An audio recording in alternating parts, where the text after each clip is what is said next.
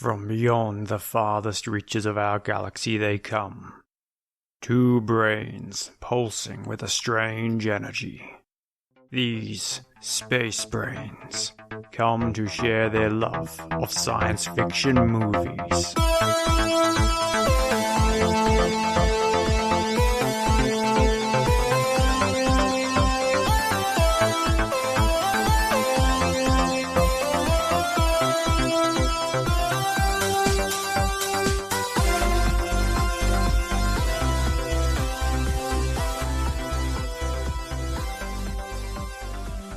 Hi, and welcome to Space Brains, the show where we joy-watch sci-fi movies and then talk about what was good and what was great. I'm Surrey, and this is Mark. Hiya, it's episode 91, and tonight we are talking about science fiction film In Time. Came out in 2011, that time frame. That time ago. The time of 2011. So 12 years ago, roughly. Something like that. 11, 12, 13 years ago. Depends when you're listening to this podcast. Might be a lot longer time. This podcast will be... it'll be around forever. It'll be archived, and in 2054, you'll be... Beyond the watching. historical archives, you know, the US government will store it somewhere in time. Next to the Ark of the Covenant. That's right. It's that important. So, in this episode, we'll reveal what we thought about the film, the ins and outs of narrative and film language, plus a nice deep dive into a specific piece of science that the filmmakers are proposing. Andrew Niccol, New Zealand filmmaker, wrote and directed In Time. He also did the same for an early episode of Space Brains, Anon. Actually, that I didn't see that on his list of achievements. I was looking more at like Gattaca and... Yeah, Gattaca's another one. So. Ward of Law. Yeah. Plus God he of War. wrote The Truman Show. Show. I mean, I don't know if that's sci-fi or not, but it's a brilliant movie. Peter Weir, Australian director behind that one as well. But yeah, anyway, we have already looked. So go back and have a look at the episode that we went into Anon. That's a very interesting And now that you say it, I can definitely see the similar stylings and efforts. So Definitely. not only that, but if you haven't seen In Time yet, just stop now. This is your spoiler warning because we're going to go all through this film. Go back, watch it, tune back in, and watch Anon again and tune back in, and then hear what we have to say. Definitely. Warning. So In Time is a Orwellian future, Surrey, where we basically people stop aging at the ripe old age of 25, which is very confusing at the start of this movie with Justin Timberlake's mum. She is hot compared to Justin Timberlake, and it's a bit confusing on the eyeballs. But anyway, you don't age past... Imagine a world where you don't age past 25, but when you do turn 25, you're basically given one more year to live. There's a nice green digital countdown clock on your arm, reminding you that you don't have long to live. Justin Timberlake plays the character of Will Salas, who finds himself accused of murder and on the run in this weird world, and finds a hostage, which can be the connection to try to not only get himself, free from the murder charge, but also potentially break the system.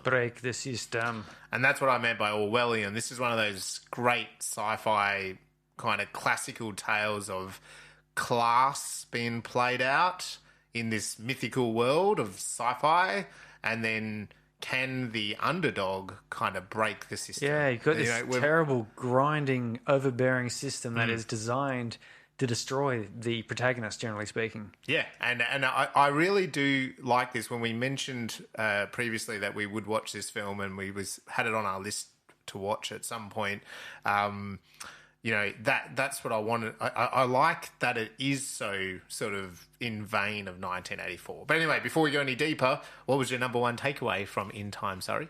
Well, my number one takeaway from In Time, it was going to be the fact that in the movie In Time, it gets a whole lot more confusing when your friends come over to visit and meet your mum.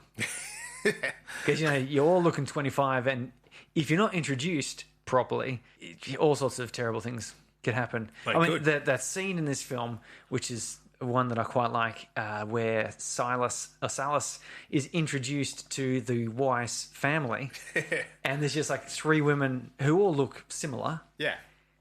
but they're daughter, mother, sisters, And mother-in-law, I think. mother-in-law, and you're just looking at that going, this is just weird, because it just looks like a group of young 20-somethings hanging out at a party. It does. And he does, Weiss or whatever the name is, does... He actually mentions that, doesn't it, later on? Like, he says, it used to be easier to realise who you shouldn't be asking out. So Yes. he says some sort of comment like that, I think when at the poker table or something. Yes. So it is a bit of reference. Because, Will looks at Sylvia, Yeah. and Sylvia's dad, we didn't know that he's the dad. No. Is like, makes this observation of, you've got to be a little bit hesitant, because you could be trying to ask out a 100-year-old great-grandmother Yeah. of your best friend or something crazy. Yeah. And it still matters, because I have hung around, say, 18-year-olds, like on the train, going, and I listen to what the sort of stuff they're talking about and things. God, you cannot, it doesn't work. Like, you can sort of think, we've got to hang out and party, and they listen to all different music. Their idea of partying is entirely different. Yeah. Conversation topics, far less stimulating, because they just have no life experience. They must have been strange 18-year-olds, because they weren't talking to each other through their phones. Yeah. No, well, who knows? So you could imagine that if you're a 75-year-old, even if you are looking hot like a 25-year-old, some actual 25-year-old comes and tries to chat you up, you'd be like, dude, you're not even close. Yeah. But, I mean, that sort of was going to be my number one takeaway. The actual number one takeaway is a little bit more obvious. We must have all the time in the world tonight. Time is money. Time is money. I love that. Yeah. Yeah, that's a phrase we all have. Time is money. And here we go. This movie, time is literally money. It is. Fantastic. So tell me, though, was this a warning, a hope, experiment? Well, to me, it's an experiment because of those things that we've already been talking about. You're basically... In fact, you just summed up the answer then. In the starting voiceover, Justin says, the currency is time, right? And it's a bit of a head puzzle when you do think about that, because isn't the point of this movie also all we do have is time as humans? You know what I mean? Like, so in this film, it's blatantly obvious that the time is currency, but in fact, when you really think about it, that's all we do actually have is time anyway, right? Yeah. Like you go to work, or you do a podcast, or you spend time with your loved ones, or you watch lots and lots of sci-fi films. Like, all you really have is time anyway. And sometimes I know with my wife, like, the best time we have together, we had a day like this the other day, was just spending time together. Like, we didn't spend much money on the day. It was a real sort of cheapy day in a way, but it was a really great day because you're just kind of spending time together, and the time unfolded and we just had a good time. Just hanging out. So just hanging out, yeah, which is bizarre after being together for so long, but we still have that fun. And I guess, and you can't, it's also interesting because you couldn't really put a price on that either, because you couldn't say, at the start of today, it's going to cost me $500. Would you put that $500 in there or not? So yeah, it's an interesting one, and this film in particular takes time to that extremity. How they raise the stakes, or how Andrew, the writer director, raised those stakes, was of course saying, well, you only have that limited time. You turn 25 and you only get 12 months, and then of course some people have more, some people have less. You're going to be bargaining with time. You're going to be gambling with time. You're going to be maybe, doing a job for time, But as I was watching, especially the setup of this story, I was like, well, this is what we're doing with money, aren't we? That's what I like really about this film, isn't it? Yeah, like we really are doing the same thing with money. Like, we spend money, and some of them are, like, his best friend is an alcoholic, and in fact, once he gives him a chunk of money, he drinks himself to death. Like, in this context, he had the time, he does it. When Will meets that really rich 105-year-old guy that has everyone's around him and he's buying everyone drinks, and he's the party guy, isn't he? Because He's got time, the same as if he walked into that bar with hundreds of thousands And of dollars. I think the point made when Sallis makes it to New Greenwich, where he gets out of the car and he starts jogging down the street. Yeah. And he slows down and he notices everyone else is just slowly sauntering along. And I was thinking about that myself too, is that I've got to myself, like if I went back 15 years to my financial and life position there, I was just non-stop, everything, just doing constantly. Yeah, yeah. And fast forward 15 years of working my way along and, actually managing to save and do all these other sorts of things, I now have I actually have a more leisurely life because, I've got those, 15 extra years of experience and promotion and so forth. Yeah. It's not a big difference. Like it's, You're still going to go to work each I'm day. still going to work each day. I'm not a millionaire or a billionaire or anything crazy, but, there's just that little bit of extra ease in that my weekend, the other weekend it was cold and rainy. I just played computer games all Saturday. Yeah. I should have been doing spacebrains, but I just played computer games. And Sometimes you got to do it. I could just do that. Yeah. Whereas in previous years, I was sort of working, basically, trading my time for money because the alternative was that I would lose my house and would be out on the street, quite literally, month to month, week to week sort of thing. So I mean, do you think then it's an experiment as well, but by saying that? I think so. It's not a warning because it's largely following what we're already doing. Yeah. It's kind of extreming it a bit with the whole life and death situation. Yeah. It's not really hope because there's not really a message of hope in this movie. No. Like there's kind of references to it, but the ending is not giving us a new sun rising with people walking out of the caves, looking up, going, "Oh my god!" And like they don't break the system. They at the end, do they? They're trying to break the system, but it does explore what the implications of taking that time is money, money is life, to a literal extreme extent, which a lot of science fiction does. It takes one of these concepts and goes, well, let's push this out to something ridiculous using a bit of science and fiction and see where we end up with it. Yeah, so that's what I thought as well. That's what I did. But where out there, if you're listening, let us know. Is In Time a hope, warning, or experiment? Was this the first time you'd seen In Time?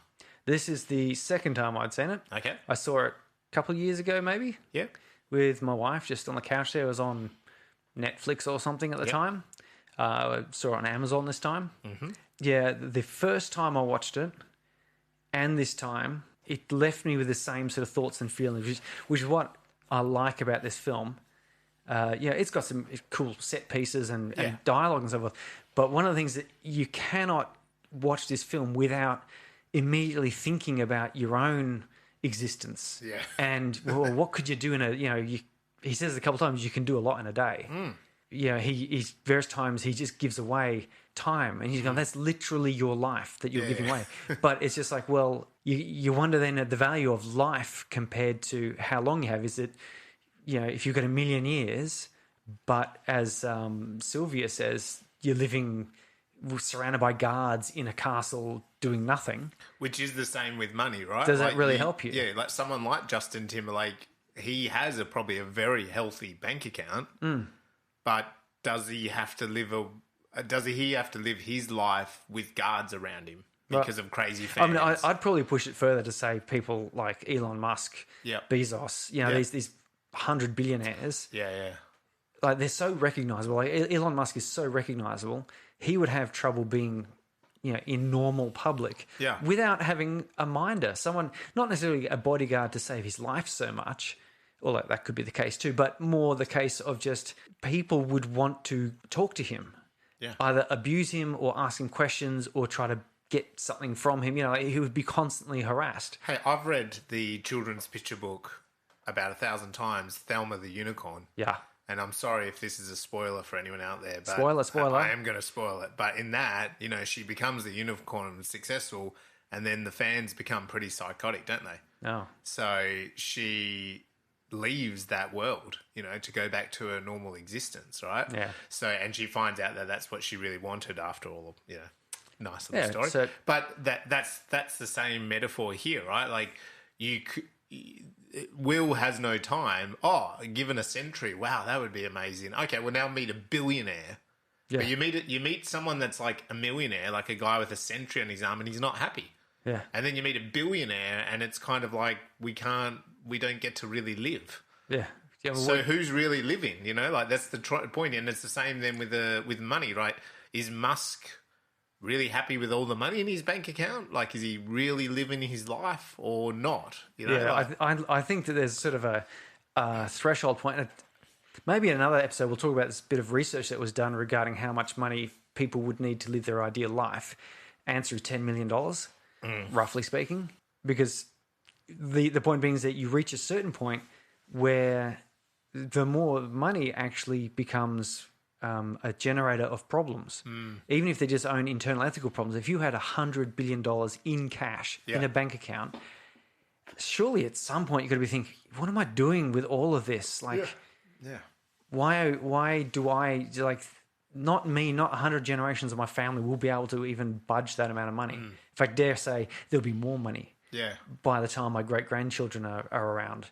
So do I not have a responsibility to get rid of it? And then but I've got to do it in a way that's useful. You can't just hand $1 billion over to people as you walk past, like, because now suddenly you're dumping so much shit on them. You could give them. It's a funny one, and that this film addresses that a couple of times, doesn't it? Because like the Weiss guy says, you know, he goes, you can't just hand it all out because it will corrupt the system. Yeah. And he also says, I think he says at a different point as well, like, oh, if you gave people that much time, they wouldn't really know what to do with it. And I've heard money managers say the same thing, and where, you know, like, oh, you know, you could give, you know, like Bezos or whatever could give everyone $10,000 in the whole world or whatever, and they'd still have whatever, and, you know, those sort of things that you read online. But a lot of people couldn't handle even getting that $10,000. Like, what do I do with $10,000, right? And because if they don't know how to manage their money, you're not helping them at all. Yeah, you need that education to grow into it. And we've seen also with lottery winners, some lottery winners, not all, but some go down such a horrible life path after winning the lotto. And that's what this film also kind of plays with, but in time. Yes, well, and that's what happens to his best friend. Like, his he best gives friend him a decade, dies with 9 years still on his arm. Yeah. And his wife is bitter because it's just like, and you're thinking that what a dipshit. He should have immediately given 9 years, 5 years shared with his wife. Shared at 50-50. And then he could go off and drink himself to death. Yeah. And then his wife would probably still be sad, but At least you at least you go, well, at least I'll be alive here for when my child grows up, type of thing. Yeah. Okay. So that's it. Let's go on, because this is what I mean. This is what I like about this movie. You can't watch this movie without thinking of all these amazing things. So, like, I mean, the movie wouldn't even have to be a particularly good movie, but the fact the topic just is so interesting to sort of delve into. So tell me then, was there something in this something sci-fi about this film that you liked, or maybe stylistically? It's a good question. I liked the gifting of time. So we just kind of talked about that. I liked that, if you gifted time to someone, as in you're gifting money, I think that's what we kind of do. Like, you and I as friends, you might say, oh, Mark, can you pay for this coffee? I forgot my wallet. Or you might go out with someone and you pay for their dinner, or I don't know, you buy your wife a present, or you buy your, I don't know, your loved ones something or whatever. You donate money, or you donate money to a church or to a podcast, whatever, right? Like, I think you should donate to a podcast. Donate to a podcast, support the arts, But I kind of liked that in this film, Will definitely, he does that real honourable thing that every time he's given time, he really does want to just keep sharing it with people to the point where he doesn't get it, where he's got none again, like he's really fighting for his life multiple times. He could have just sat back and enjoyed the rest of his life, but no, he kind of kept giving it. And I think there's just so many metaphors in this film of, like, that's how money can be as well. So I liked that idea of gifting time. I thought that was cool because the rest of the film is kind of, I think, is almost the opposite. So you have people bargaining for time. You have people, working for time. You have people, exploiting maybe their bodies for time. You have gambling. You have the drinking thing. Like the rest of it, you have that villain mobster guy kind of constantly stealing from people, So, and even the society, it's even suggested, isn't it? Like the rich get richer with time. Yes. And like we might all sit around and go, yeah, well, it's far easier to make money if you've already got money. And it's the same here. Like they've got time. Even Weiss, like he's gambling huge amounts of time at the poker table, isn't he? 1,000 years or something he's on the board. So he's got all that, and he's they steal that million. Is it 1 million years they steal from his vault? And he's like, oh, I've got another one. Like that was my first million. That was just the first. That's the sentimental million. So. Yeah, it's so much easier to kind of continue to make time. So I loved the idea of gifting time. I think stylistic, and if you do think about Anon and you do think about Gattaca, which we haven't done Gattaca yet, it's a really cool sci-fi, that one from the 90s. My wife hasn't seen it. Really? I know. God. So there's something that's on our cards. Just have to watch it just for that. But I think this is one of those sci-fis where he's really turned up the green. Do you notice the green? Like quite often sci-fi is a colour. In film they have green, and if you really took in the scenes of the city, you start to notice it a lot more. Like it might be the windows in the back of the building are all green, like the light is green, in the car is green, there's green tinging. So they do it a few ways. They can put filters over it, or as I said, it's like the light turns green. Well, I can see they desaturated, and then would have amped up the green. They do. Component. And like The Matrix is probably the best example, like where modern example of that green sci-fi. And so this film definitely plays off that. And I think here it's actually done quite nice. You and I watched a lot of short films for Spacebrains, which were great, the festival. People can play with those colours and maybe they don't pay off as much. But yeah, a big film like this, the green was coming through, and I like that. Yeah, nice and that's, I guess, representative of money as well. Yeah, you can play computer, that in the future, green is money. So are you doing anything sci-fi yourself or creatively yourself? Yeah, I'm still sort of plodding away with this book, replotting. Mm-hmm. Plodding away, yes. And just about finished writing an app for my son's business. Oh, cool. So you were talking about that last episode. Yes, so that's quite good. It's getting a little bit closer there. It's pulls your GPS coordinates from your address and will let you set up. You're going to have a millennial app launch where everyone is just on their phones at a milkshake bar the barge of Mandra Estuary or something. Yeah, well, probably not. But it's really low key. Yeah, really low key. Yeah, I know. It'll be going out. The app won't be of any use to anyone outside of WA. Probably not that useful for anyone outside of the southern portions of Mandra. But it will grow. Yeah. Is it a app that can be scaled up? But oh yes, it's a recycling collections app. Because for people not in Australia. Yeah, or if you're in Victoria and you don't know about this, but we have a 10-cent deposit on many recyclable containers, beer bottles and soft drink cans and beer cans mostly. And you take it into the recycling centre, and for every bottle or can you hand in, you get 10 cents.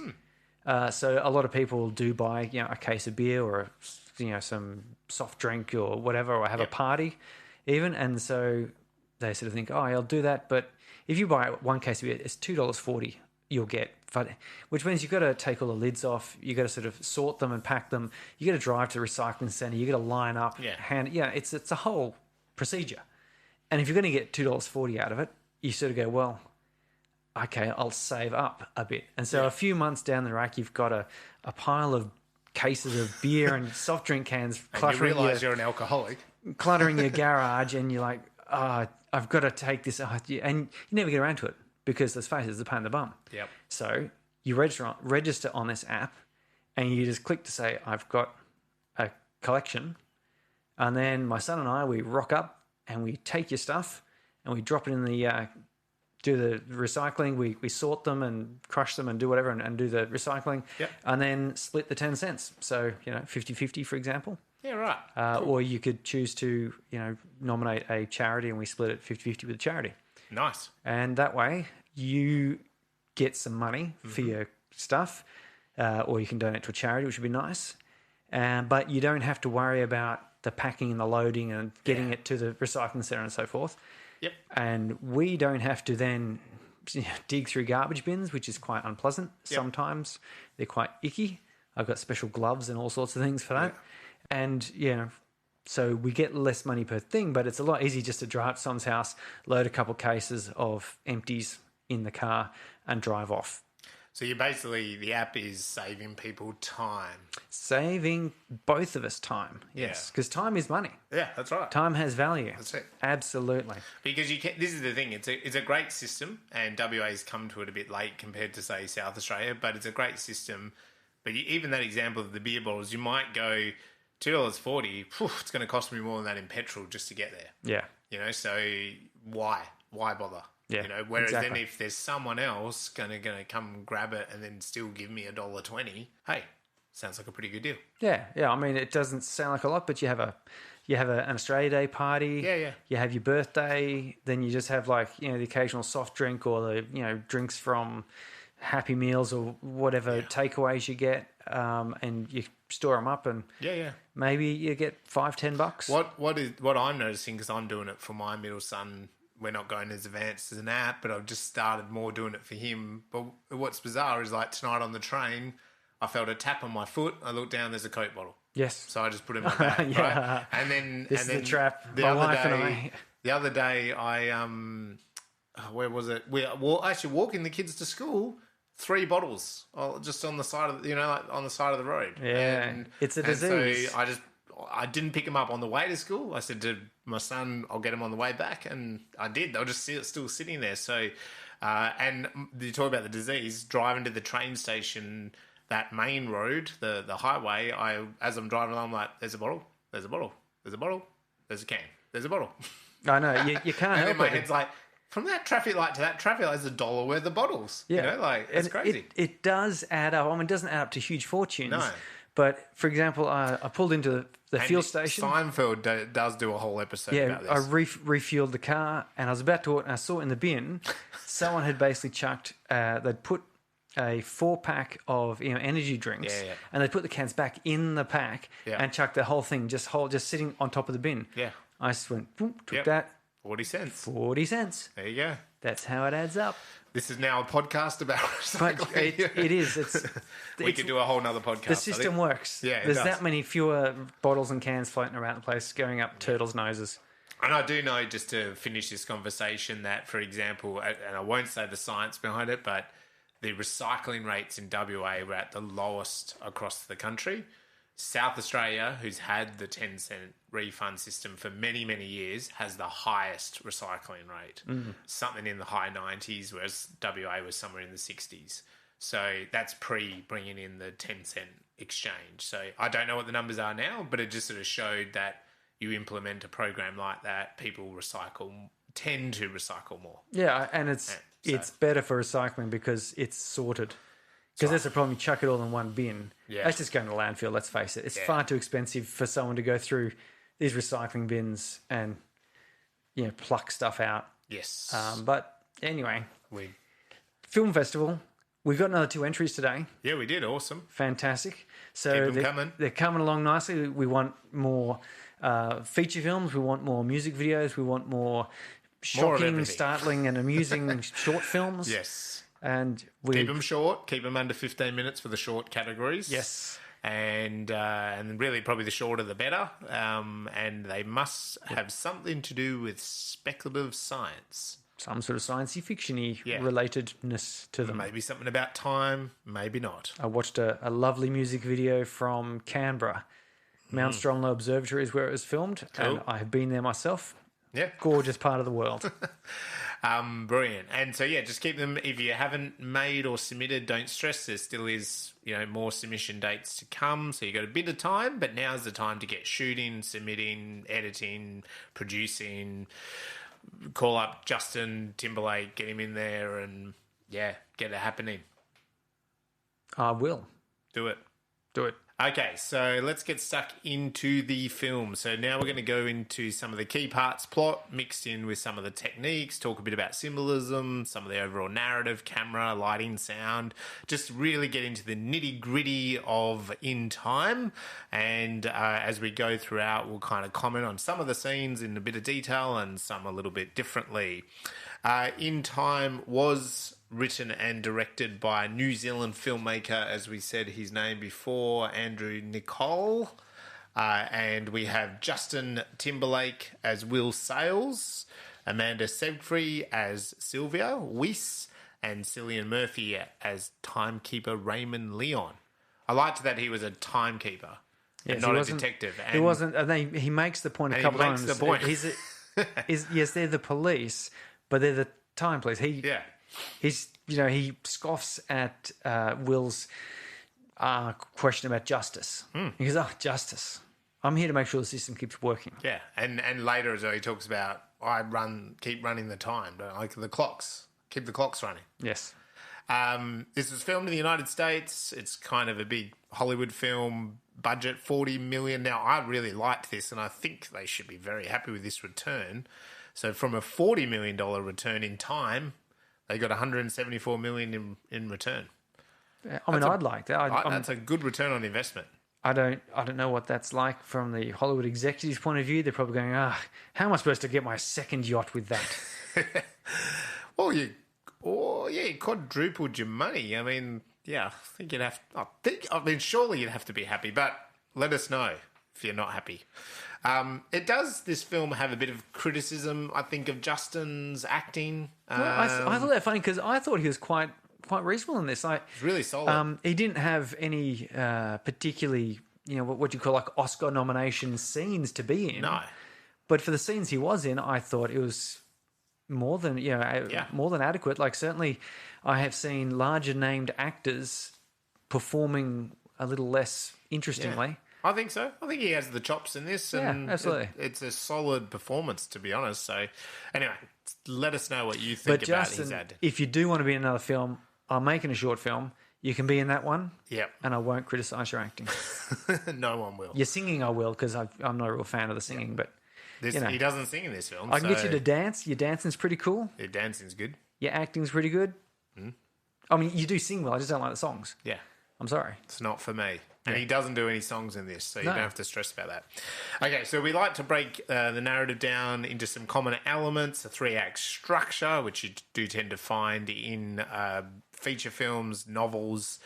You get this kind of, beginning, middle, end as a real base point.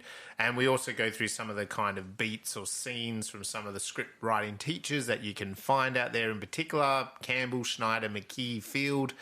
There's names of a band. Yeah, so they should be. Where this 3-act structure kind of gets broken down into some key parts. What is Act 1 all about? Sorry? Act 1 is going to introduce us to the world, and it's going to let us know what this story is basically going to be about. So we have an opening image which will set a scene and a tone, and this opening will also then give us a bit of a contrast for later on in the piece. The characters are all introduced, some themes are introduced, and then we have what I think is probably one of the two important parts. There's two really important parts to the first act. Ooh. One of them is the inciting incident. So this is the point where, as an audience, you basically have a guess at what this film's going to be about and how it's going to roll. Yep. And the second important point then is the decision the protagonist makes about that. Yep. Which should be to go on and have fun with that idea. And when I say fun, obviously in horror films, rarely is it genuine fun as such, but rather it's the promise of the premise. I think the term is where someone sets you up with the inciting incident and you go, oh, that's interesting. This is something good's going to come out of this. I'm expecting XYZ to happen. Yeah. And then the decision, the debate, the protagonist has to sort of think through those problems or what does this mean and maybe I need to, what action should I take? And we expect that and we like that. And then we launch from there into Act 2. Well, yeah, as you're saying that, this is a really good example where imagine if Justin's character Will the film just kept following him on his daily struggle. Yeah. And that's it, right? Like, he just goes to the factory, he's fighting with his mum about, we've got 1 day left, we've got a few hours left, or now we've got a few minutes, now I've managed to get it back a couple hours, or now we're going to take out a loan. Sure, interesting, sci-fi, setting up a world, but where's it going, right? Like, what would be the point in watching that for 2 hours? At what point, as the audience, you go, oh, that's what this film's going to be about, because you'd be waiting for that the whole time. Yeah. And I've seen a couple of movies like that I have too, yeah. where you sort of get to, and you look and it's like been an hour in, and you go, Nothing's happened. What is this film doing? Like, where are they going with this? Yeah, and that the reason why I say that is, like, this. I think this is a really good example that it's such a good setup, but like, you need something to kind of go, okay, well, now we know what the world is. What's actually going to happen? Why are we here? What's the point of difference? We're here for the fun and games. We are, and that is in Act 2. So we have those fun and games. We have the B story where we follow along maybe a love interest, or a buddy romance, or a friendship, or something like that developing. But yeah, we essentially have the trailer being played out here, and this film does this really well. The fun and games are there.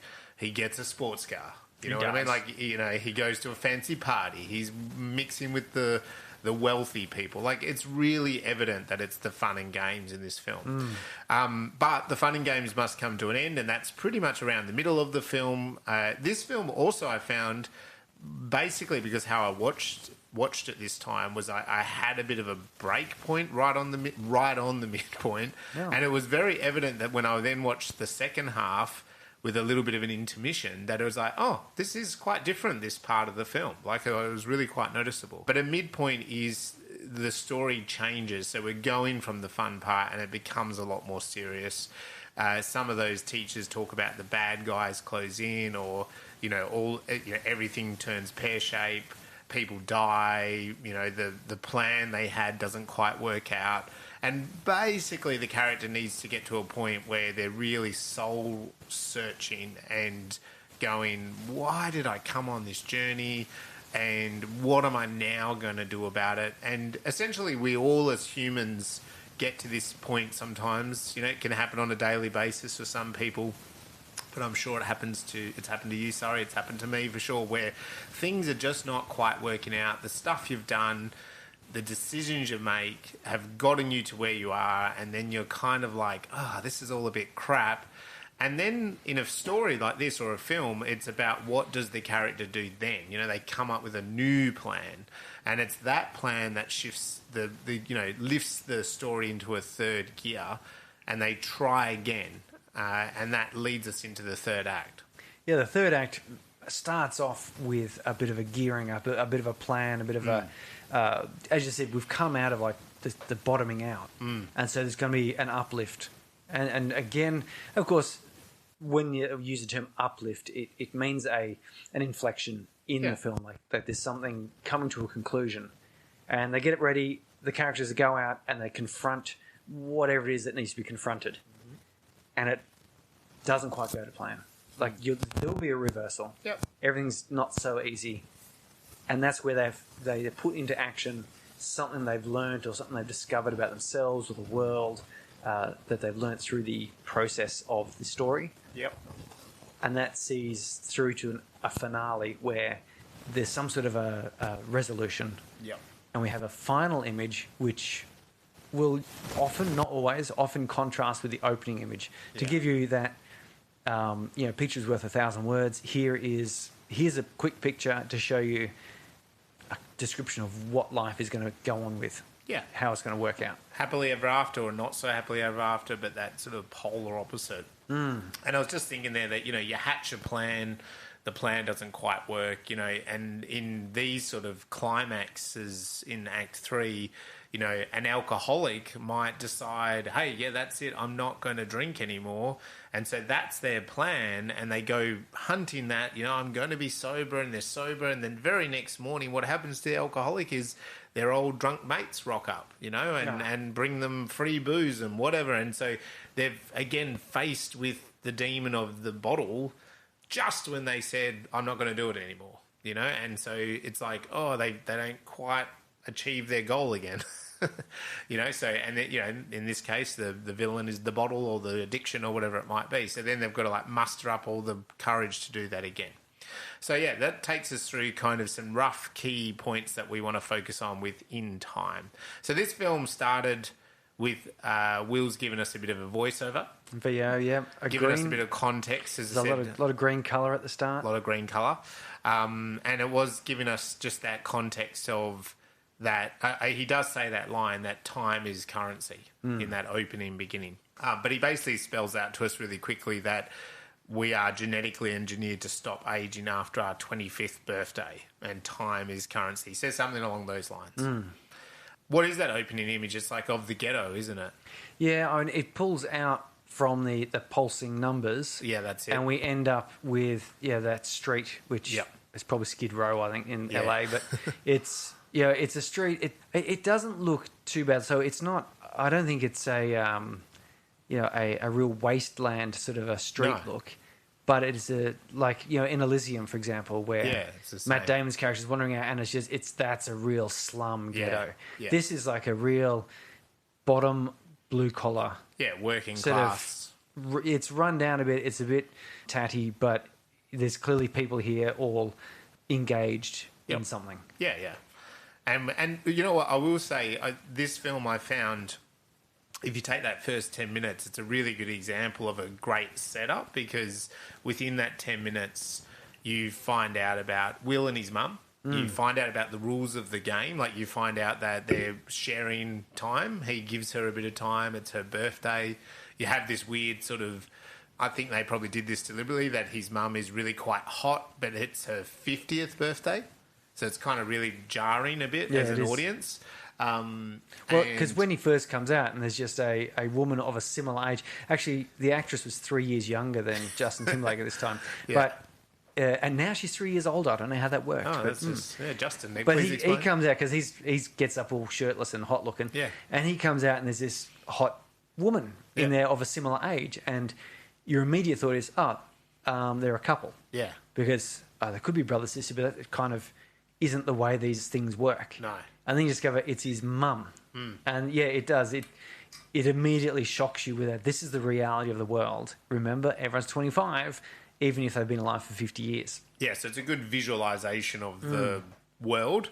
And very quickly you're realizing that, they don't have much time, and they've got to really fight for their time, and they've got to like do the hustle and the bustle just to get through. Actually, what I really loved about this opening sort of sequence where he talks with his mum, she gives him 30 minutes by touching their wrists together. He goes out in the street, he meets that girl who asks for a minute, and this goes up, and then he gets the coffee. It's just that happens so quickly. But sometimes beginning writers, and I know I've asked the same question myself, is what does show don't tell mean?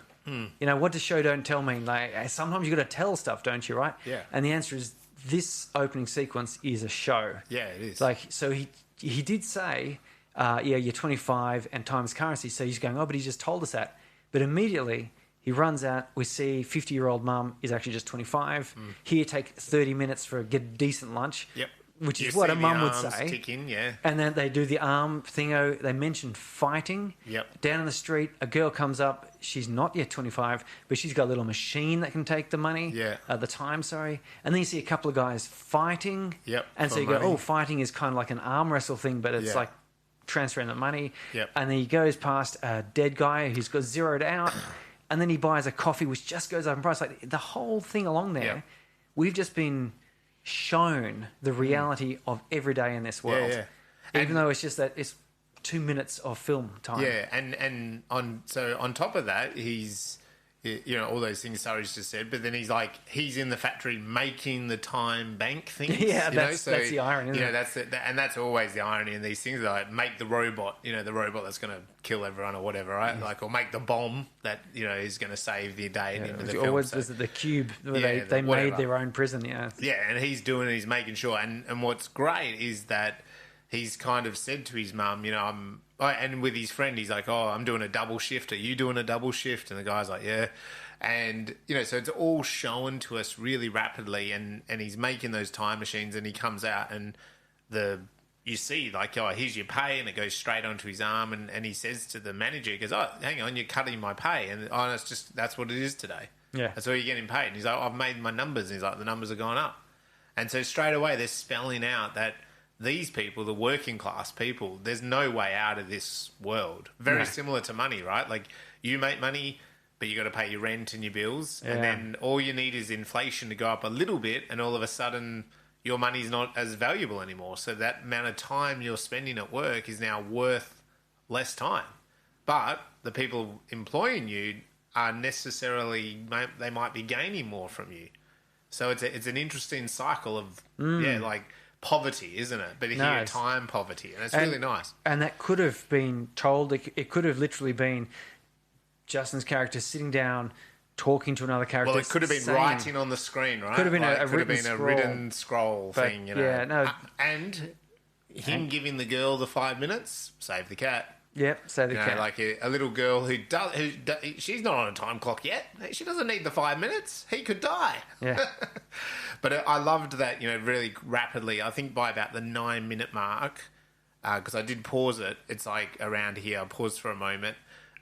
We haven't even had the inciting incident. We've had such a world building. Oh, it's as I said, if you ever want to know the difference between show but don't tell, watch the first few minutes of this film, and you have been shown every aspect that you need to know about this world without anyone telling you anything. Mm-hmm. It's all actions. People are doing things that you demonstrate the world. It's really good. So he comes off his double shift and he goes into this bar, and there's a guy that obviously doesn't make sense to be in there. He's in kind of a bit of a suit. He's sitting in the middle. There's a couple of attractive beauties around him. It's a kind of dive bar, so he just doesn't fit in, does he? Yeah, no. And he also looks a little bit too relaxed. Everyone else looks a little bit on edge. Everyone else is on edge, and anyway, and then his mate says, "Hey, this guy's buying everyone rounds of drinks. He's loaded, And you can see, and again, see, this is a good setup of that character, right? Like, he's a drinker. His best mate is a drinker. And you did notice that when he got the coffee, he poured a bit of alcohol into his coffee. Yeah, that's always a good sign. That's always a good sign if you're having your coffee with alcohol in it. Probably, you might need to get some help, actually. Anyway, so... I sometimes put instant coffee in my non-instant coffee just for a bit of extra caffeine. That's fine. Is that okay? Yeah. That's fine. Hey, I don't see any problem with caffeine. Like, caffeine's fine. Go for it. So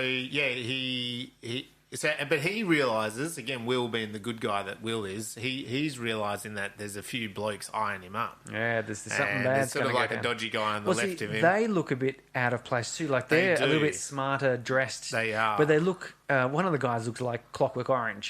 He's got the whole hat. He's got the weird hat. He's got that. It just looks like there's in fact one shot, and Andrew Niccol can get on us and tell us, but I'm pretty sure this one shot was an homage to the poster for Clockwork Orange because it's just this upward shot angle at that character. Good point. With his hat silhouetted in a door frame just for a moment, and I just went, whoa, that is Clockwork Orange right there. Yeah. I noticed a couple of homages in this. I saw The Matrix, I saw Gattaca, which is interesting, but that's probably not so much a homage as just the director. Yeah, the Matrix scene at the end when they're running on the rooftop. Yeah, I know that up and down slopes. I was going to mention it to my wife. Yes, she doesn't like when I just constantly talk in this house. That's what the podcast is for. Sorry. Yes.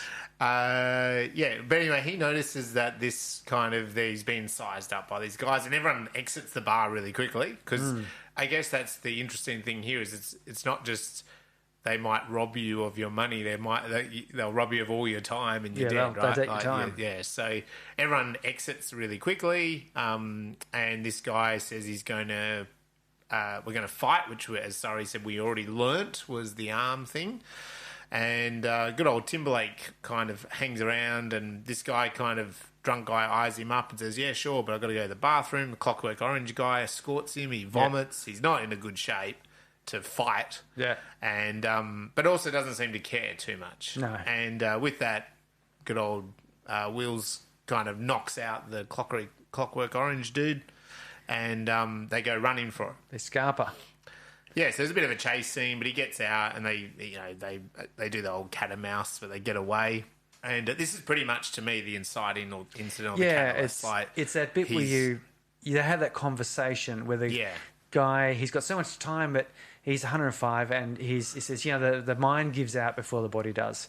He just doesn't see the point Yep. of this. He's tired, he's done. And there you sort of, you know he's going to give time to Will. Like, you know he's going to do it. But it's interesting, if you're going to say one shot is the inciting incident, I think it's got to be the bit when he transfers the time. Because, I mean, it's kind of a fuzzy area anyway. You can sort of say these couple of minutes here where they have this conversation. But when he does transfer the time and goes off, with 5 minutes left to die, Yeah. that's when you go, oh, okay. Transferring the time is the moment, Now, right? Yeah. What you're thinking to yourself, wow, okay, the fun and games are going to be, what's he going to do with so much time? Like he was getting by day to day, like 26 hours out of 24 type of thing. Yeah. What's he going to do with so much time on his hands? His mum, he can help his mum out. She's they got a loan, and his friend, but then this guy dies, and he runs, and he's going to have trouble with these thieves again. So all of these thoughts and ideas. So I like this. I'll just say here, like, I don't think it was shot anything. It was shot really quite a clever way of revealing the plot, because so Justin and this guy's called Henry Hamilton, who's 105 years old, and he's got this clock on him of 116 years or something, and he actually offers it to him, remember? He actually says, yes. so I just wanted to say that, like, he offers it to him, and Will says no, like, I can't take that, right? But we should get sleep, we'll be safe in here, the hoodlums have gone. They go to sleep, and there's a kind of like a you see that morning's coming, whatever, and the camera just pans past, the two of them are sleeping on opposite chairs or whatever. And again, that was a little bit Matrixy, I thought. Like, they were just kind of like those chairs opposite each other. But anyway, it scrolls past and you kind of hear some noise, and then he sneakily transfers the arm, while Will's is asleep, and disappears. And when Will wakes up, he looks at his arm and he's like a bit shocked, and Henry's no longer there, and he can just see him. It's quite cool, isn't it? It's like he's crossed too far away to save, really. Yeah. That's the whole point, sitting on the edge of a bridge. But again, Will's kind of does the bolt. And all of that, to me, like, that's the inciting incident, but it's a really interesting one because Will's said no to the gift of time, even though he really didn't have much time, when clearly this guy was just trying to get rid of it. He also kind of is revealing to us that actually the rich people are kind of hoarding all their time, and they're not really enjoying it all that much. They're not enjoying it anyway, so like what's the point of having all the time? He's lived a life, And I love that he also tells, I keep calling him JT, but the Will, he says, "Don't waste my time." And that's usually sort of an aggressive thing to say, but in this case it is a very literal thing. It's a literal thing, yeah. Make the most of this, because that's what he says. If I gave you all this, what would you do? What would you do with it? Yeah, he that's says, a really good question. question. Well, I'd make the most of it, wouldn't I? That's what he says. Which again is this ongoing theme of the film, isn't it? It's like, if you had all this time, what would you do with it? Yeah. And then because he also says, you can do a lot in a day. Yeah, you can do a lot in a day. Because that's the thing, right? That you can sort of say, if you take if you turn it into money, like $100, I'd rather have $100 million, right? Yeah. But then it's like, but you can actually do a lot with $100. Oh yeah, as you said, I went out to Kings Park. That was only $100 in fuel. Yeah. So I went up to Kings Park, and we spent the day up there. We had just basic sandwich like that we packed with us. Yeah. And we had a ball. 2-3 hours up there checking out the wildflowers. Yep. For those of you who are not blessed to be in Perth this time of year, springtime. Yeah, it's an awesome time. Absolutely stunning out in the bushland and so forth. All the wildflowers come out. Some of the Australian wildflowers are very sci-fi looking. They are. They're wacky.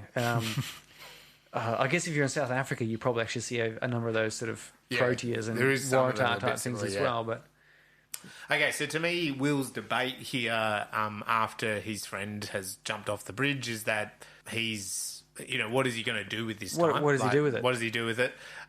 We get a couple of plot points. So we have the detectives, the timekeeper, rock up. at the murder scene, they kind of give us the impression that they feel that Will murdered him, that it wasn't suicide. So straight away, it's kind of like, that's adding a bit of pace to the story as well. And we also get the thugs kind of rocking up, or they rocked up maybe first, didn't they? And they're like, oh, he must have taken all his time. Yeah. But that's okay. We know where he is. We'll hunt him down. So it's good time clocks there of storytelling, because now you've got Will, he's got the gift. It could really be anything, right? It could be money, could be time. He doesn't know what he's going to do with it because he doesn't normally have that.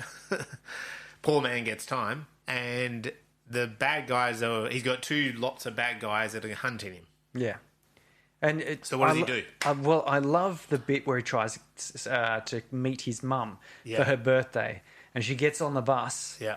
And he says, it'll be 2 hours. He says, 1 hour. He says, well, 2 hours. It was just 1 hour. It was. And she's got a bit over 1.5 hours. And you know that she gave 30 minutes. Yeah. And you sort of go, if you hadn't made sure you hadn't been a mum. Yeah. But anyway, so but that's common, right? Like mum gives the last $2 in her purse and then she doesn't have $2. And this is an amazing scene because, of course, he won't let her on the bus. Like, he just absolutely will not do it.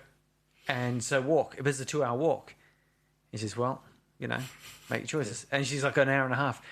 So she does. She starts running, and you're going, well, yeah, this is it's turning a bus fare into a real life and death scenario. It's like, if you are further away from your next source of time, then you have time left. Yeah. And of course, Will is on the other end and doesn't find his mum, so he starts heading back the other direction to try and catch up with her. And you get this heartbreaking scene where she's running, and just as moments away, it looks like she's sort of leaping into his arms, but no, she's not falling right. And she just collapses down just out of time. And there he is with 116 years on his arm. And his mum just ran out. And I know, he's just like... It's a bit heartbreaking because of that half hours that she gave him. And if that hadn't happened, she would have a bit of time left over. Although if you do the maths on the train, the bus ride and all the rest of it, she should have actually had about 11 minutes. Yeah, she should have got there, I thought. But yeah. But we don't know. They're difficult. She was running in heels. She didn't have great running shoes on. She maybe had to stop and rest for a bit. Maybe someone waylaid her and begged her for money and 2 hours of running, that's a long run as well. Like, well, I couldn't run. I get the impression that, first of all, they've got bodies of a 25-year-old. Yeah. And secondly, in the ghettos here, they run everywhere. So I think they're all pretty... They're fit. You didn't see any overweight people in the ghettos. No. Like, they're all athletic. In fact, pretty much just about everyone in this film was a model, looked like a model, which I think was part of that whole genetic... You've got that genetic perfection, and you've got a youthful body in its prime for the entire duration of your life. The only question is, how long is that life? Yes. The other thing he does is give his buddy... 10 years, decade. We've been friends for 10 years. I'll give you a decade. And we see him go off to the pub. And he's got the wife and the baby. So that's a little bit sad. But again, we don't at that point in time. The other sad thing was when she looks at the baby's arm, there's a year on there. And she says, if only we could have that year now. We've got so many debts. Yeah. And you think, okay, well, that means as soon as she's 25... Just like happened, I think Will said this as well. It's just when he turned 25, he had to use most of his year for debts. Yep. And that's what's going to happen. And it's just like, oh my God. But all of this, what's happened to his mum and the system and all this has sort of now driven him. And this is a really good break into two to me, is that he's pissed off, he's heartbroken, he's angry, and so he vows to revenge his mother's death. Yes. So he's going to go somewhere that people in the ghetto never go, which is the New Greenwich, where all the rich people are. Yes. So I've got this 116 years, I'm going to head there. And gets into a ordered Uber, whatever you want to call it. Big limo. Now, they were cool in this film, these cars. It's like they really stylized old 1950s cars, didn't they? Well, also, the criminals drove around in like a bright, golden paint job. Yeah. But the rich people, or pretty much everyone else, if they were cops, they were these matte black muscle cars. Yeah. And if they were the rich people, they were the shiny black Lincoln Continentals or whatever they are. Yeah. And... yeah, it was just like the Crims were driving, and Will In fact, when Will buys that car, he says, "Oh, where would you like us to send it for display?" And he says, "Display? I'm going to drive it." And you can sort of see him going, "But the car's not black." Yeah. So I really thought that was a cool attention to detail about it. Was that because you can take iRobot and Demolition Man and a whole bunch of those kind of films where Audi or BMW make, prototype kind of stylish, futuristic sports cars, whereas these were classic cars, but just with little sort of a bit more modelling, a bit of tweaking to their fronts. Bit of smoothing. The lights were a little bit different. The colouring was a little bit, all the same, so that just kind of gave it a futuristic look. And did you notice the car that Will gets is the Porsche 551, which is James Dean's car, Rebel Without a Cause. Yeah. Yes, so I'm pretty sure the only reason you'd choose that car was because you're trying to, play up a bit on this Rebel thing. I think so. I mean, otherwise you just use a Ferrari or whatever. It was fitting of all the other cars they had, but that's the way I kind of saw in it that as well. age period as well. But there were other sports cars that would have worked as well. So we get here the fun and games. He's arrived in Greenwich. The hotel, as you said, he's running everywhere, and he notices, oh no, you need to walk leisurely. In the hotel, he kind of sleeps in, wakes up really quickly, and then realizes he's got all that time. He can kind of put his head back on the pillow. Yeah. He gorges his food down when everyone else scraping is just every bit off the plate. And... Yeah, it was very obvious that he didn't come from money. And the waitress says that. She goes, "Oh, you eat really fast." And he's like, "Oh, okay, yeah." And he goes and gambles, and this is where he meets Weiss, and he buys a car, and he goes to the big fancy party. So he's living this, and he meets Liz. No, what's her name? Sylvia, sorry. And this is the fun and games, because this is okay, we've seen the ghetto and stuff. Now he's got a shed load of time. What do we do? And we see all of that. Yeah. And he does the gambling, and he wins. Again, he goes down to the last second before he gets it transferred. Yep. And 1,100 years or something. Yeah. Which, this is what got me about this film, and it gets you about wealth as well. You can kind of picture 100 years. Yeah. You got 116 years. Yeah, okay. Like if you went back 116 years, that's 1905 or 6 or whatever it is. That's actually, I wouldn't want to go back then, but it's imaginable. And you can imagine maybe the next 50 years, 100 years, potentially the 100 years from here. When you go to 1,000 years, you're starting to you go, well, okay, that's serious, man. Like if you just spent that at a normal rate, presumably, say he just went back to his factory job, which paid him basically 24 hours a day. Yeah. And then he just, used that to buy his food and so forth. So the 1,100 years was actual lifespan. That's, you're going, okay, that is seriously... Yeah, wealthy. That's coming from the Dark Ages to now, that sort of time span. Yeah. But when you're talking about Weiss with his... he had 10,000 years on his arm at the gambling table. Yeah. And then he had 1 million years, his first million, in that vault. And you're going, hang on, he's got multiple millions of years. That's pre-human. Yeah, if you went back 1 million years, that's 800,000 years before humans were around. Yeah. You're talking about megafauna and woolly mammoths, and even earlier than that. It's just, it's crazy time. But it's also, this is the currency. So if he's got millions, it's the same, isn't it? If you're an average income earner like someone like myself, it's like, $1 million. You might be able to imagine $1 million, in your head. I think you can imagine it, right? Well, yeah, because you know the value of a house. You can see a house and you sort of go, and how much maybe you earn each year. Okay, so $1 million. Yeah, it's about $1 million a year. Yeah, this is so many this years of my salary. This podcast is extremely lucrative. but then if it's $100 million or if it was $1 billion, you start to go. But hang on, that's beyond. I would own my home. I could buy any cars. I'd never have to work. I think the minute as a human, I know for myself, the minute as a human, if you honestly thought you never had to work for money again, because that's the same here, right? He gets that much time on him. Even 100 years, that's a life. Yeah. So as you said, if he doesn't have to work anymore, he could just live his life. He'd live a nice life.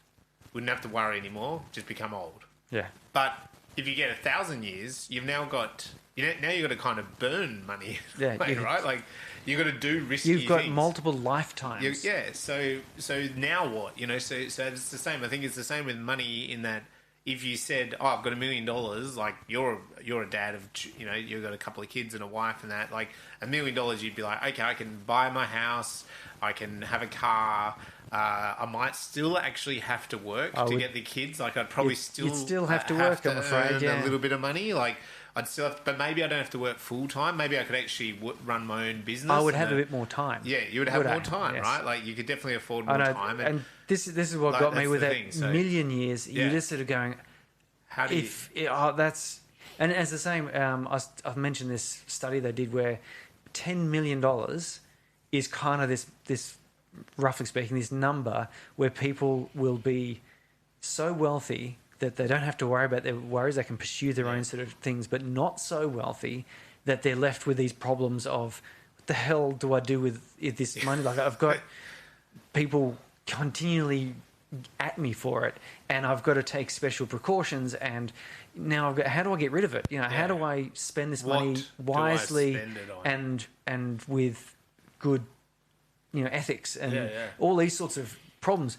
And I have to agree, if I had 10 million, you'd be making more money than you could poke a stick at. That's right. Just by putting it into you just put it in a bank account, fund, you'd be earning more than we earn as our salary. You'd be going just fine. Yep. But you wouldn't have so much money that you just go, this movie was 40 million. Yeah. So it's not like you just go, I'm just going to make this movie. Yeah. Which if you had a billion or 100 billion, you could just go, I've got an idea for a movie. Yeah, I'm going to make it. What's the budget? I don't know. Is 300 million enough, do you think? Yeah. Yep, sure. Yeah. I want to be in the movie. It'll totally bomb. So? Yeah.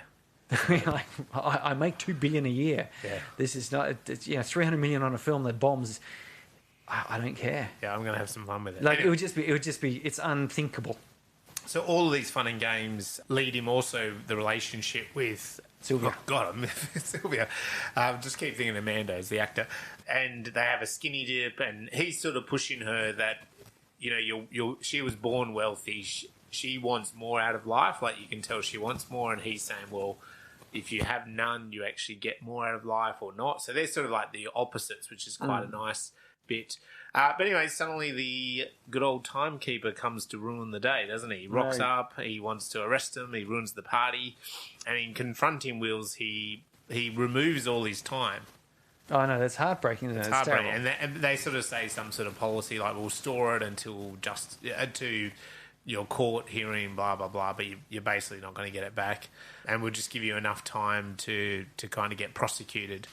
And he says to him, the justice and the time. This is what I really liked from Cillian Murphy here was him saying, oh, you want justice. It's not about justice. It's about the time. Yes. So he was showing us, it was cool writing here, I felt, because it was like he wasn't and this is where he's arguing, I'm not a detective, I'm a timekeeper. And it was an interesting and it wasn't drive. It wasn't even really that the guy, that Henry Hamilton had died. Yeah. That wasn't really the problem. The driving force. The problem was that there's 116 years in the wrong hands. Where it shouldn't be. Yeah. And I really liked that as a cool driving force for the... It's a far more pure... Yeah. Because people could accuse various police forces or individuals within police forces of this same thing, that they're doing this for money to protect their rich connections or whatever, so that they get something out of it.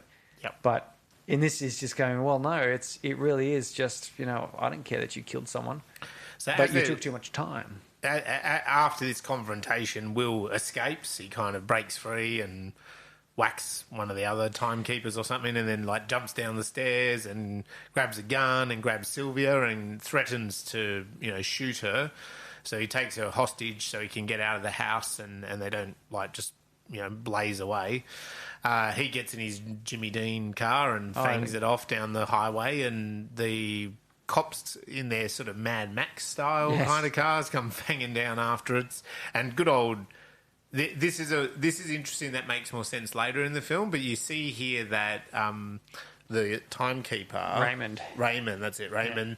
Yeah. He's a little bit, more like Will's in that he's a bit more desperate. He's got a little bit more nudge. And I think at this point it's just, sometimes we've seen this with other detectives, is that they're so passionate about justice or about getting the bad guy. They're a bit one-eyed, about it all. So they're willing to risk everything, And we're seeing this in any sort of detective film. But here, I think you're starting to actually, what you learn later in the story is that he came from the ghetto. So he's proving here that he's kind of as relentless as Will is at escaping. And it's interesting to see that the other timekeepers with him, they're so passive. They are. They're very They're passive. constantly, what do you want us to do? Yeah. What should we do now? What do we do now?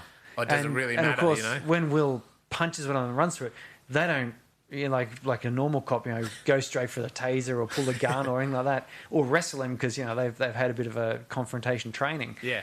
They just kind of, they over. wuss out and go, I don't want to lose my life, it's too valuable. Yeah. And then, of course, all the rich people, likewise, they're going, well, we could live forever if we don't get pushed off a balcony or shot or something in a crossfire. Yeah, one of them actually does say that, doesn't they? It's like, you could live forever if you don't... The thing that will kill us is a sheer act of violence. I think there's some line random act of violence. Random act of violence. So that's why they all have a guard next to them. And if you can avoid the act of violence, you might live forever. Yeah. Anyway. They do escape. So is this the crash. Midpoint? When they crash... And they're down to their last... Yeah, to me is then the few minutes or whatever it is they've got. I thought the midpoint was that... So they've crashed, they're down to nothing. She trades the diamonds, earrings for a day or two, whatever it is. And Will calls Weiss to demand the 1,000-year ransom to be paid into the mission. Yeah. He doesn't. That's the midpoint to me. Okay. Yeah. Because the reason for that being the midpoint is it's like, then he goes, oh, well, you can just go, Sylvia. You can't change the system. Like, it's kind of we've gone on a journey now of Will has been living with no time, day to day. He's given a chunk of time. He explores what it's like to be rich. He's then removed most of that time and has the potential, but through the ransom, to give that to everyone in the ghetto, but the rich don't do it. Yeah, no. So it's like, as a little guy, you can't actually, underdog, you can't change it. It was only 1,000 years as well. It's like, but no, we don't care. So you can sort of see what he's up against. So to me, that's the midpoint. Yeah, because I was sort of wondering that, like, the cops came kicking in and took his money off, his time off him. Yeah. That's sort of the start where you can start seeing that things are going to start going. But yeah, I think it must be the very definite midpoint where it's okay, now it's fully changed because things have started going wrong. But yeah, when the ransom didn't come in, that's when they have to change gears, don't they? Because their first plan has failed. It's a false victory, as it were. Or it's a false victory, yeah. And really for Wills as well, his life is actually now worse because the timekeeper's after him, the mafia guy's after him, the rich guy's not going to pay him anything for his daughter. He's even in a worse position than he was earlier in the film when he was just the normal person. So his catalyst and his debate has sent him to a worse position. And the daughter rings up Weiss, his dad, and says, basically gives him an earful. Yeah. What the fuck, man? I'm not even worth 1,000 years for you. That's nothing. He gambled 500 or something, didn't he, on the poker table? Oh yeah, he's not aware. He had 10,000 on his arm at the time, and $1 million in the vault. Yeah. He's got. Anyway, so the cop Raymond. And this is cool how this is shot, don't you reckon? Like how he crept down the street, Raymond. Yeah. And Will's just sort of sitting there, and it was just a really interesting way to do it. And he kind of came around the corner, I've got you. Yeah, it was. He didn't come blasting around with sirens going. No. It just kind of. It's very Hitchcockian, wasn't it? Because we, the audience, could see what was happening. But Will and Will's sitting there, and of course Will just sort of looks up and goes, "Oh, yeah, oh well, yeah." I've only got a few hours left. Yeah, and you wonder how. I don't think prison sentences work. No, because yes, you've been sentenced to 20 years in prison. Excellent. Yes. Like, you're going to give me 20 years? Yeah. Holy moly!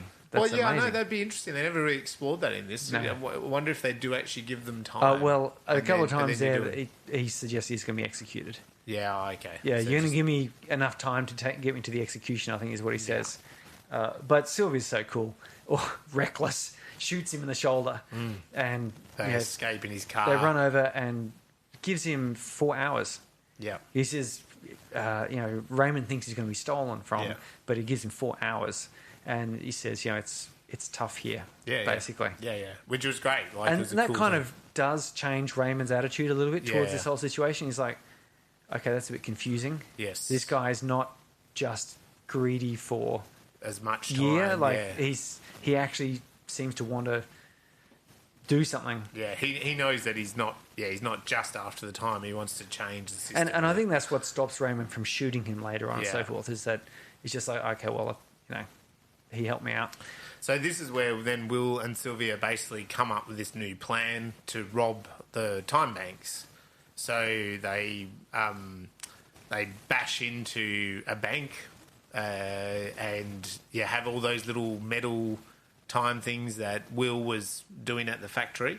And they grab a whole bunch of them, but they also, and I like this, they kind of encourage everyone else, like, come on, we're giving out loans debt-free today, and everyone's like, but again, every time they do this, and this is repetition, I think, of trying to just, from the filmmaker, saying Will and Sylvia are actually, they're the good people with that.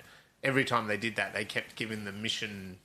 Yeah, they're the time. Robin Hoods. Yeah, it was Robin Hood sort of style, wasn't it? Yeah. Oh, actually, I really like this bit where the cops, catch up to the bank robbery, and there's just all these people just standing. The last guy puts a thing on his arm and drops the thing quickly before the cops turn up, and they're just all milling about standing there. And then the cop sort of says, surely you don't have enough time to just be standing around. And that's sort of, you realise, that they are in a bit of shock. They probably all have now got a few years on their arm. And What do I do so now? they're probably going, I can just kind of stand here for a moment, whew, take a breath. Yep. But they run off there. Then I think that led me to really the next main beat is that gang ambushing them then. Yes, the gang catches up to them in the hotel. Yeah. So there's a bit of a bit of Bonnie and Clyde thing going on here. They come to the hotel and book the whole thing out. Yeah. Some dude gets turned away, and gang catches up to them and wants the 10 years reward. And But I think it's more than the 10-year reward. It's settling it was their gang, wasn't it? It's also a convenient thing that's he was supposed to get the 100 years. Yes. You wonder how rich these gangsters are. I mean, it makes a lot of sense to be a gangster. I mean, why wouldn't you be? But I think like a gangster, they're probably always like spending it on booze and women and good times. Yeah, otherwise they would have moved to a different time zone and gone into finance. Kept going up. Yeah, that's right. I think that's the way it works, basically. Yeah, and I think he this gang meme in his little spiel to Will's kind of says, you're causing trouble to the system. I keep the system kind of ticking along. The reason they don't worry about me. There's a to me, there's a metaphor there. Like in poor areas, you then have high crime, and what's going on is really poor people are committing crime against other poor people, and there is that sort of, it's like no one's really winning from that. Well, I mean, if you look back at especially through the 70s and 80s with these serial killers in the States, a lot of them got away with so many serial murders because they were preying on homeless people, prostitutes, runaways, that, the cops would just go, this kid's gone missing. They just do that. Yeah. And you're like, well, that's like the 12th one so far. That's a lot of kids just going missing in this area. I'm like, are you sure? Oh, yeah, but it could be a gay thing, and that's a bit icky. And so it's that same sort of thing with this crim. He can go around taking little bits and pieces of time off these people because it's kind of a bit, these people, they die every day. Literally at the start of the film, he's walking along and there's like a dead guy in the street, timed out. We see that a few times. And Sylvia and he walk past a woman who's gone down to zero. Mm-hmm. And so Yeah, it probably doesn't make much difference if he just takes a day or two off people everywhere. Like, that are going to die. It's sort of like, well, you're going to die anyway. yeah. We're not going to investigate these Yeah, crimes. yeah, your by life's the time we do it, you'll be dead. literally not worth it. Yeah. Because, by the time we caught up with this person, and as the timekeeper said, they're not cops. They don't... It's not about justice. Yeah, it's not really about that. It's about making sure that the right amount of time goes. So, if these crooks took too much time and then started moving up then there's a the problem. incorrect way, Yeah. then, it would be a problem. Yep. Anyway, so this gang do ambush them. He wants his time back plus more, and he says he will fight him for it. And Will has already directed or told Sylvia the story of his father, and that he used to be a fighter, and what he'd do was he wasn't strong, but he would allow the time to go right down. And he said the thing is, people always look across at the time disappearing, and that's when he would steal the time back. And so this is what he does to this Fortis guy, this gang leader guy. Is basically we're going to fight, and they do the arm, and he lets the time go all the way down, and he looks over, and the second he looks over, that's when Wills attacks him back. And then he shoots everyone else in the room. Everyone else rapidly. Because they weren't paying attention, I guess. They weren't. They were all looking at the clock as well. So that kind of pushes us into that he doesn't have them on their back anymore, but they need a new plan to take on Weiss and the system, don't they? Yeah, so they see the interest rates going up and the inflation, right. Yeah. the price So of bread there's is going up, and they're like, what we've just done.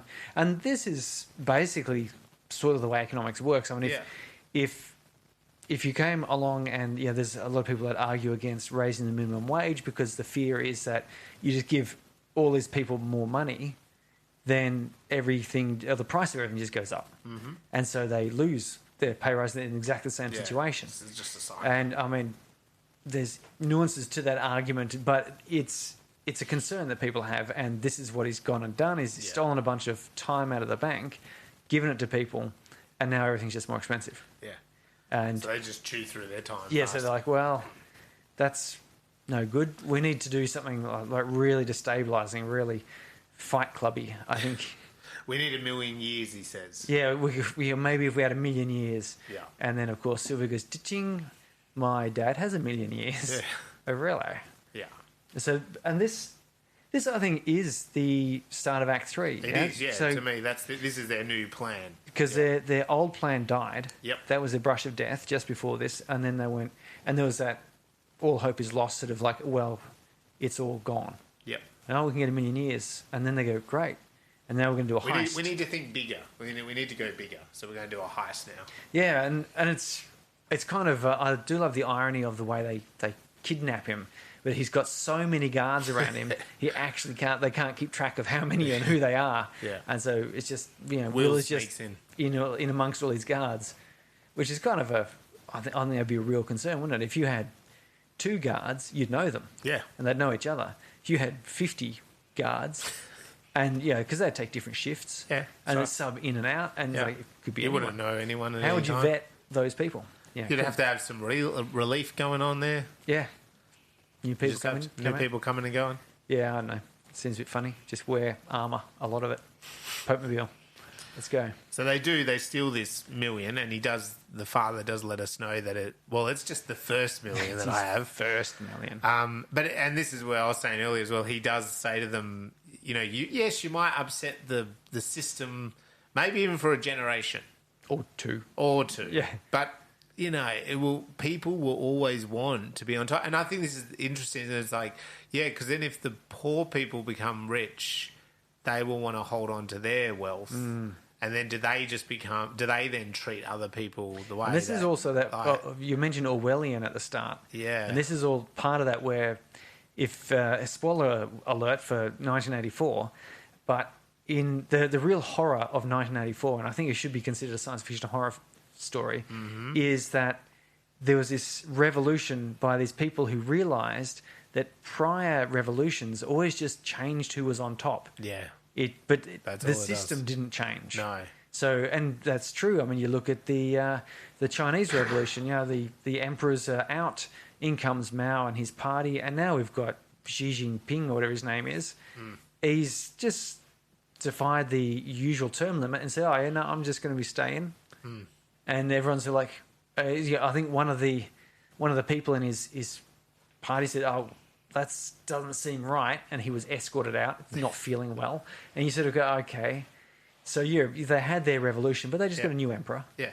And he's just, helping all of his buddies and so on it goes. And I think also it's that, and it's also a metaphor for like money and in children in a way, that generational thing. So like Warren Buffett's a really good example, and I know other wealthy people sometimes say this as well. It's like not giving my kids the money. Yeah. It might pay for their college and their uni or whatever. They might have a bit of seed money. He's assured everyone that his kids are wealthy. They're fine. But they're not billionaires. But he's not giving them billions for nothing. They've got to go out there and make their own mark, because you can see other wealthy children get given it and they become addicts or they... So the Orwellian part here is these, as you said, the time poor people suddenly get a whole bunch of money. They'll want to just protect it. Yeah. And this system is in place and it's to keep that from happening. Mm-hmm.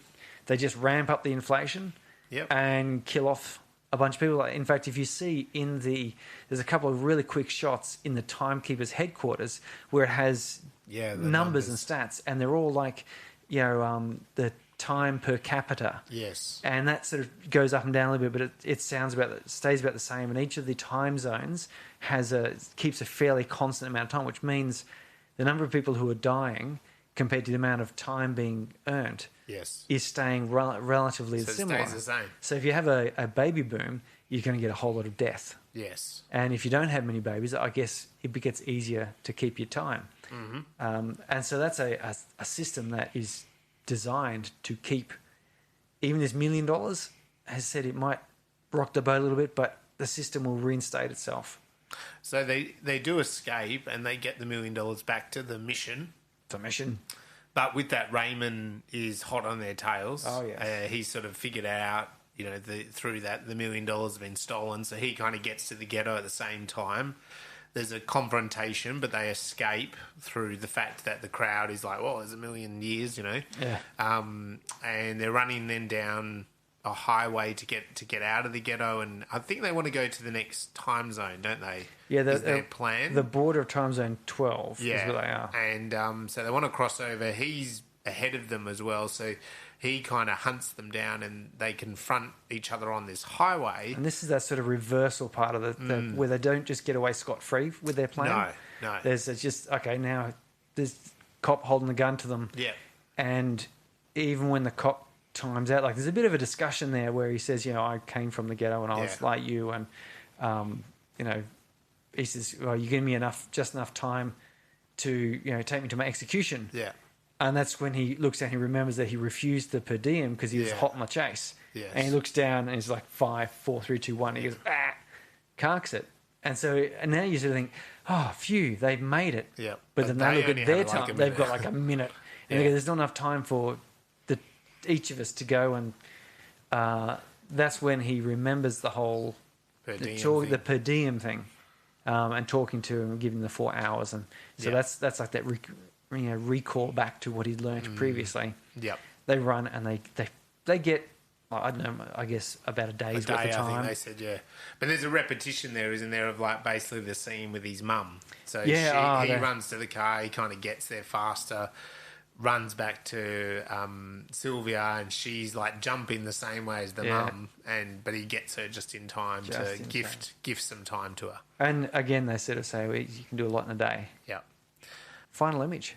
Well, yeah, and then also those passive timekeepers realise that we have this TV reports saying that no one's come into the factories. Yes. Because they've been given all this time. They're all taking a holiday. They're all taking a holiday. Some of them want to shift time zones, so people are migrating. There's a lot of migration from one time zone to another. We sort of have a couple of those shots. So people leaving the ghetto and living, in fancier places. And the other passive timekeepers, there's a moment there where they're at their office and they're basically like, oh, well, what do we do now? And I think that one guy goes, go home. Like, there's nothing to do now. Yeah. We don't really have to worry if everyone's got time. Yeah, what's there to keep? What's there to keep? And then the final image, the bookmark kind of one, is that Sylvia and Will have moved on to a larger bank. I told you there were bigger banks. There's always bigger banks. And so, yeah, we just sort of see this great big pan out shot to this huge building that they're going to go in with their guns. Yeah, it's surprising that, well, I thought about this. I was thinking, how is just two people, there'd be security there, right? But I think it falls back to that so many people are afraid of dying, particularly in the wealthier spots where they've got more time to lose. Including the guards. Yeah, they're not on a day by day where, well, I'd be dead tomorrow anyway if I don't do this. That there's probably far less interest in putting your life, particularly because they've got a reputation at this point. They're going to rob the bank, but they'll probably give us some. Yeah. Like, I'm not going to fight too hard. Yeah. And we did see that, like, when Will even said, he goes, to get to you, to Weiss's dad, he goes, we gave over years to those people to kind of get into this room. Yes. So, and we see it when they escape, that he even gives, like, the security guard to open the boom gate. He goes, take a month. Yeah. So there was just really subtle clues that everyone is so interested in the time that you kind of, and I think, again, it's a good connection to money. You could always pay off someone, right? Like, most people would accept some sort of payoff at some point, probably. Have you ever done that hypothetical where you're sitting there at your job thinking, what would it take? How much would someone have to pay me to, well, maybe not as a teacher, it's probably not much there, but no. I've been in charge of all sorts of, computer systems which, manage transactions and do all sorts of amazing things with insurance and energy markets. Yeah. And I thought, how come nobody has approached me to try and bribe me to, swing the energy market? I've got access to all this code here. I could probably crash the power grid if I wanted to.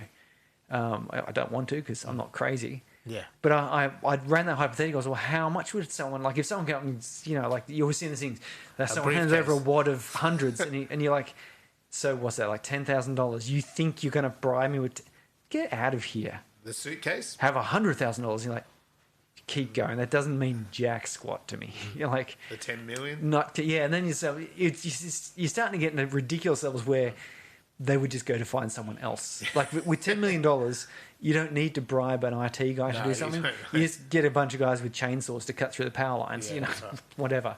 Or chuck bricks into the furnace or something, Anyway, that brings us to the end of In Time, the plot points. And what did you think about the film? Hopefully you've had a chance to watch it. If you're not, you've just heard our blow by blow. We like to do a bit of a ladder experience with all the films, and just it's a bit of a ranking system of, these are films that you could watch together over all the 91 episodes that we've done. So the three that I would like to go for, and it's interesting, I did know this, that he was the same filmmaker and director of a non. I actually think those two back-to-back would be really interesting, Surrey.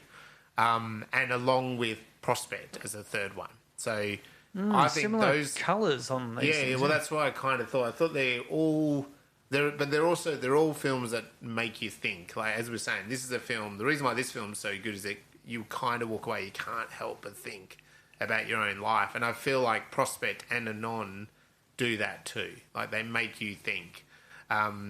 Very similar looking films, very similar in that colour scheme, and also probably taking a realistic part of our society and just really putting it to the extreme. So yeah, they were my three. What about yourself? I liked Passengers to go with this one because we're still talking about time there. If you remember episode 1, one of the dilemmas that they deal with there is the fact that they've got an 80-year journey, which they're supposed to be in hypersleep for, but they can't get back into hypersleep. And then they discover that there is one, I'm sorry if I'm spoiling this for everyone, there is one medical bay which will do that, which has the capability of effectively hypersleeping them. So one of them could do it. And so there's this question as well, did one of us do it? Do we? Yeah, so there is that sort of time and value of life compared to time. Yep. And then, of course, In Time. And then it would be something like, I liked Awake. Yeah. Remember that one where people are awake, and they sort of do their little time clock on that, where they sort of say we've got about a week without anything going on, and the way that our minds are degrading, we'll probably be dead by a week. And indeed, that film grinds on towards that final end where people become less and less sensible, all up to the end, which is it sort of gives you these similar feelings, but they're very different films. Yeah, fair enough. Yeah, very good. And if you're out there in podcast listening land, where would you put it on your ladder, or what other sci-fi films would you like to watch with it? Let us know. Hit us up on the socials and let us know what your ladder is looking like. So, Surrey, what science are we going to be talking about from In Time? Well, it's interesting because I was going to do like electric batteries for cars, because that's kind of interesting, but that wasn't highly done here. And then I remembered that there was this lovely study done back in 2016. Yeah. Because that's the sort of guy I am. That's right. So on the National Libraries of Medicine website, one of my favourite little government science websites for the United States. Casual reading. Yeah, they've got this thing, the association between income and life expectancy in the United States, 2001 to 2014. Yeah. So what they did is they went and got census data and tax data and life, social security data. Yep. So they could find out where people lived. It was anonymous data. So they found out that there were people living in various places, what age they were, when or if they died during this period, what their income, stated taxable income was. Yep. So maybe this doesn't work for the super rich because, they would have like a taxable income of $1 or something. Yeah. Totally skew the system. But they did this thing and they got 1.4 billion data points or something. It was a huge, it's the majority of the US population over a course of about 13 years. Yep. So there's a lot in there. So that allows for a lot of very good population level knowledge to be going. It's been well known that there is a relationship between wealth and life expectancy. But the real question is, to what extent? And how does that work out in, and this really only is for America, but it is generalizable across most nations and cultures. The bottom 1% compared to the top 1% in income was a 14-year difference. Whoa. So people were dying at age 74 or 72. Down if your family income at age 40 was $25,000 a year, you'd die about 74, 75 years old. And if you had $2 million a year, you were dying, at 87 or so. But if you took that down to just $115,000 a year, so because $2 million a year, that's quite, holy moly, that's a lot of money. Yep. But $115,000, that's a pretty decent middle class sort of family income. That could be two working parents each on 50 odd thousand, or one person on 115. So it's decent, but it's not outrageous sort of money. That's still an 11-year gap there, and that's 11 good years. That's not like you both get to 74, one of them dies, and the other person wish they'd died for 11 years. This is it scales correctly with that, and I mean this is one of these interesting things because this study doesn't say why this happens, just that poor people die young in comparison. So the average income that they looked at here was, the median income was 61,000, roughly speaking. The average was 97,000, which means that there's people skewing at the top end. This thing, so and I've seen the graphs of income distribution where they're just like a vertical asymptote. They're a hockey stick. It's startling to see, but without knowing why poor people, you can make all sorts of ideas and thoughts. There's obviously they don't get to eat as much. They don't have as enough time to exercise. More stress. All of these sorts of things. In this study they found they tend to smoke more. So poor people tend to smoke more, which, again, is one of these really cruel jokes. Yes. Isn't it? Because it's like all the marketing and advertising appeals to people who can't afford to smoke. Because you could imagine all the wealthy people, like the doctors and the lawyers and the actuaries who work out all of these things, they don't tend to smoke. Yep. There still are smokers amongst them, but percentage-wise. But the factory workers, the stock shelf stockers and the warehouse people, far more of them smoke. And so that's one of the primary indicators of dying. I was reading another study here in Australia where smoking takes about 10 years off your life expectancy. So that almost entirely accounts for that gap. Yeah. Yeah, so you've got to think then this sort of information could be used to do something like In Time, where you could use it to control the distribution of wealth and workers and introduce smoking to different segments at different times in order to kill them off earlier, so you don't have to look after so many old people. But one of the problems recently announced by Amazon in a leaked document, they're running out of workers. Yeah. Because people, they burn through their workers. The average time at an Amazon warehouse, I think, is like 18 months. Okay. Short as, a couple of months, out to 18 months. Yeah, 18 months is not very long. If And then they are injured, they get fired because they're not performing well enough, or they just get jack of it, whatever it is. But they don't go back to work there again. Yeah. Like someone who leaves, and Amazon I think doesn't come back. I think I know this myself. When I've left a workplace, You don't really I'm trying to think. No, I haven't gone back to work for the place I previously worked at. No. And that's not because I've burnt bridges or anything. It's just you move forward. Yeah. And move on, and I've moved cities literally. Yeah. But you leave the Amazon warehouse, you don't go back to work there again. No. Particularly if you left there because they broke your arm, or you got crushed by a robot, or you had to wee in a drink bottle, and you just decided that that's just not cool. Bezos, give me money. No, Or your boss is spending money on expensive space flights. They've got so many warehouses and so many positions that their turnover is such that they're constantly recruiting. Yeah. And they've done a bit of an assessment of, what's our recruiting pool? And they need about 2 million workers. I can't remember over what time period that is, but they're just sort of saying by 2024, there will not be that many workers. Yeah. There simply we will have burnt through all the people, and the only people who are left will want more money. Yep. Or better everything. Which you sort of think, okay, so give more money and make it safer and nicer to work at? Like, is this Take rocket? the Google approach. You don't need to hire your rocket scientist for this money. one. Just like Google, give us money, please. We're on Google's team. Yeah, Alphabet. We could go Team Alphabet. Yeah, Team but Alphabet. it's like you sort of think it's not rocket science. No.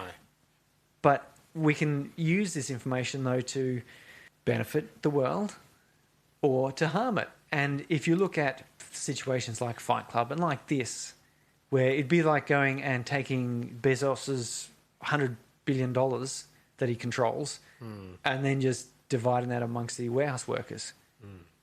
And then the warehouse workers would just go, well, I don't have to work at the warehouse anymore because you just gave me, $600,000 and that's more money than I would earn in, 15 years. Yeah. So, I'm taking a 15-year hiatus. Yep. And in that time, I might see if there's something else I can do. Yeah. And so suddenly Amazon and equivalent would just come to a stop. Yep. The system would keep moving, but it would really mess a lot of things up, wouldn't it? Yeah. Like, could you imagine that if all the Amazon warehouses stopped? Yes.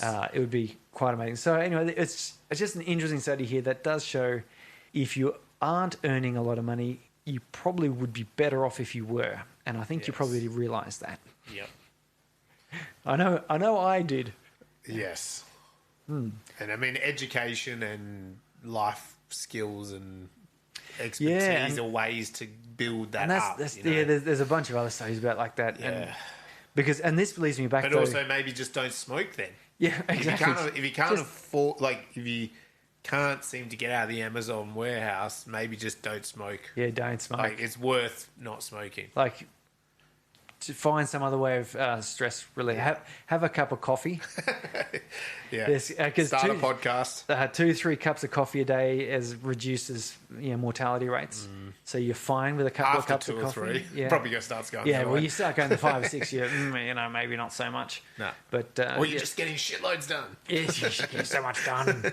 But it brings me back to that. If you had the $100 billion, like if someone just gifted it to you, like this guy in the movie, you end up with that problem now of what the hell do I do with this? Yes, and how do I break a system? Like, because you could, $100 billion, you could just go and say, all of these, workers in this factory, or all of the Tesla manufacturing workers, I'm going to pay them all enough money that they don't have to work there anymore, ever again. Yep. And then, you've just destroyed the electric vehicle company, just bang like that, which has such massive flow-on effects because they source products and they create the batteries, and like it's just you would absolutely cause a riot. So what do we do with this information? Do we break the system or we maintain the system? Interesting question.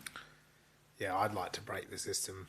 Yeah, just enough that I'm not affected, but enough that it helps other people. But that's the dilemma, isn't it? You've got all this money and you go, well, how do I do this in a way that is not just damaging? Like I know some people personally that if I gave them $1 billion, they would be dead within a week. Yeah. Like for sure, either they would just do something absolutely stupidly risky, or they would take drugs and be gone.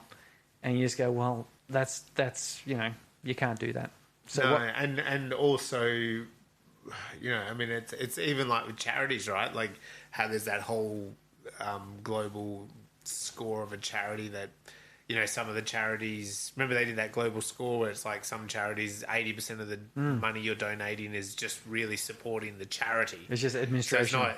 So it's not supporting the cause, and then there is some other charities where, it's really obvious that 97% of your donation actually goes to the cause. So it's really hard if you're Bezos or whatever, or Muskie, and what do you do with your money? Well, you're looking. I think we should talk more about Bill Gates, because he is trying to do. He and Buffett are trying to set up they're going, well, we set up our own foundation which tries to fund these world-changing projects, which have had a mixed effect. How effective are they? Who's not really keeping? They've had effect in localities.